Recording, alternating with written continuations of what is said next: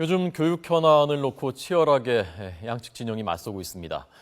무상급식, 무상보육이 무상복지 문제, 그리고 9시 등교하는 문제, 그리고 자사고 문제, 어느 하나 쉬운 현안들이 없습니다. 저희가 이 문제를 듣기 위해서 오늘 조희연 서울시 교육감을 초대했습니다.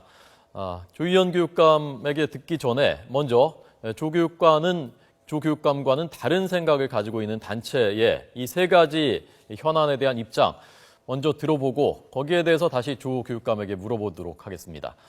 바른교육 실천의 행동인데요. 대표입니다. 김기수 변호사가 전화로 연결돼 있습니다. 안녕하십니까? 네, 안녕하십니까? 네, 세 가지 현안 여쭤볼 건데요. 우선 무상급식, 무상보육, 지금 재정도 고갈되고 문제지 않습니까? 여기에 대해서 어떤 입장이십니까?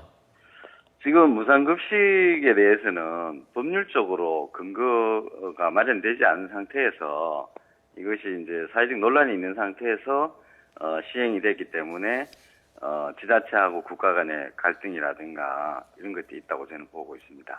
예. 그래서 그 학교급식법이라는 걸 보면요. 네. 학교급식법 8조에 보면 학교급식을 위한 식품비는 보호자가 부담하는 걸 원칙으로 하고 있습니다. 예. 그리고 이제 지자체에서 급식비에 관한 경비 지원을 할 수 있도록 8조 사항에서 정하고 있는데 그 목적을 보면 급식의 질 향상과 급식시설 설비 확충을 위하여 경비를 지원할 수 있다. 이렇게 못 박아놓고 있습니다. 그래서 네.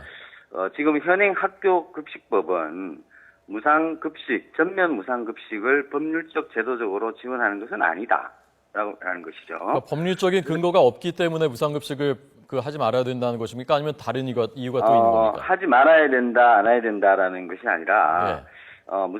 전면 무상급식에 대한 국민적 합의가 과연 있었던가라는 데 대한 근본적인 문제 제기를 하는 거죠. 거기에 대해서는 선거를 통해서 국민들이 지지했다고 볼 수 있는 것 아닐까요? 무상급식을 공약으로 내걸어서 거기에 대한 교육감이 당선됐다고 해서 네. 무상급식에 대해서 국민들이 합의가 있었다고 보기는 어렵습니다.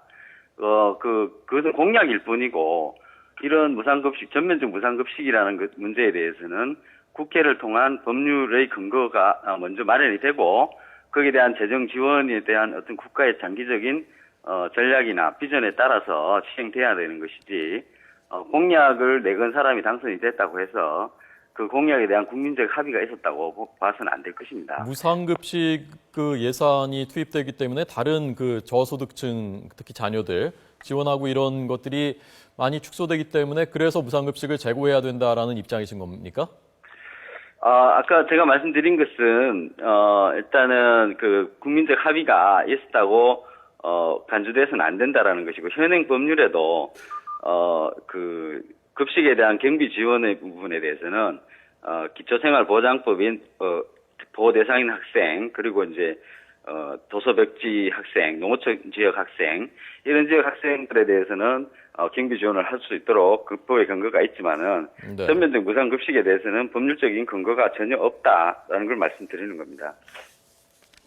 9시 등교에 대해서 어떤 입장이십니까?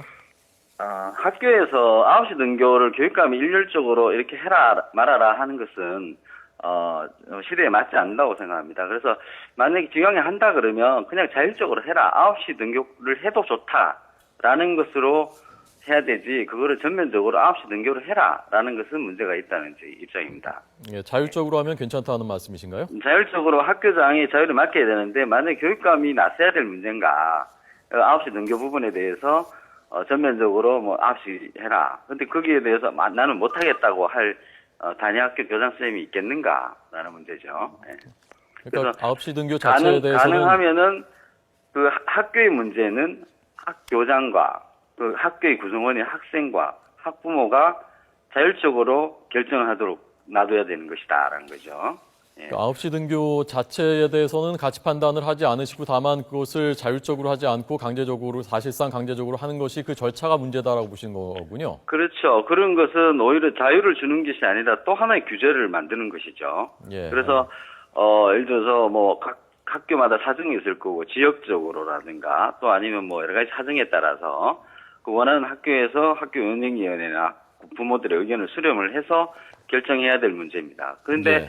9시 등교라는 것을 정해버리면 실제로 갑자기 그렇게 되면은 학교를 맞벌이 부부 같은 경우에는 그 시간을 어떻게 해야 되는지 상당히 난감한 일이 생기죠. 예, 그래서 예. 그런 것들은 결국에는 서로 간에 선생님과 학부모와 학생들 간의 이해 조절이 필요한 것이다. 이해 조절이 필요하기 때문에 당사자들끼리 결정해야 될 문제지, 뭐, 도 단위 광역 자치단체, 교육자치단체 수준에서 결정하는 것은, 불필요하거나 아니면은 상당히 그런 식의 어떤 교육 행정은 좀 예, 알겠습니다. 그래 되지 않냐 대표님, 싶습니다. 세 번째 현안입니다. 세 번째 현안, 네. 자립형 사립고등학교, 자율형 사립고등학교, 자율형 사립고등학교, 자사고 문제에 대해서 어떻게 생각하십니까?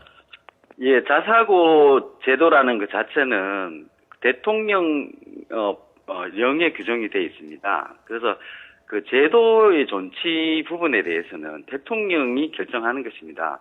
상위법인 초중등 교육법상에 대통령이 이 학교의 유형에 대해서 결정하도록 대통령의 영에 위임을 했고, 예. 대통령 영에서 자사고라는 것을 도입을 했습니다. 그런데 지금 교육감께서 자사고를 폐지하겠다라는 걸 공약으로 내걸고 당선이 되셨는데, 공약을 내건 사람이 당선됐다고 해서 국민적인 합의가 있거나 그 제도 자체를 폐지할 권한이 부여된 것은 전혀 아닙니다. 자사고에 대해서 설립 인가를 취소하고 하는 권한이 누구의 중앙정부에 있냐 아니면 교육감에게 있냐는 논란을 떠나서 자사고 제도의 자체를 폐지하기 위한 행동들은 교육감의 권한 밖이다라는 것이죠. 예, 그래서 알겠습니다. 그런 게 알겠습니다. 있습니다. 예. 바른교육실천행동 김기수 대표 변호사였습니다. 고맙습니다. 네, 감사합니다.